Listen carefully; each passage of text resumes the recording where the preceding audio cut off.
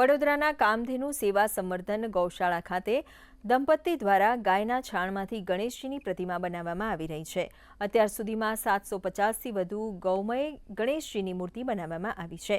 આ પ્રતિમાઓ સંપૂર્ણપણે કુદરતી રંગોથી સજાવાયેલી છે અને પાણીમાં વિસર્જન બાદ પર્યાવરણને કોઈ નુકસાન કરતી નથી।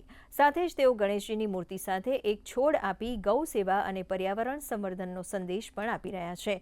આ ગૌશાળામાં 22 જેટલી દેશી ગાયો છે। गोबरने मूल्यवर्धक बनाववाना हेतुथी अमे आ गौमय गणेशनुं निर्माण कर्युं छे। आ गौमय गणेश जे छे ए पर्यावरण माटे एकदम अनुकूल छे। तेनाथी कोई पोल्यूशन थतुं नथी। संपूर्ण रीते एने घरनी अंदर ज विसर्जित करी शकाय छे।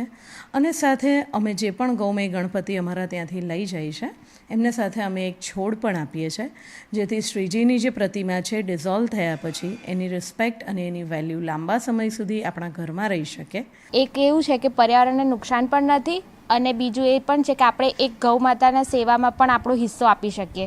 એ બંને પણ આપણું કાર્ય, એક પર્યાવરણની પણ સુરક્ષા થઈ શકે। એ કારણે અમે આ નિર્ણય કર્યો છે અને અમે બધાને પ્રિફર કરીએ છીએ કે તમે એવા ગણપતિ યુઝ કરો કે જેથી પર્યાવરણને કોઈ નુકસાન ના થાય।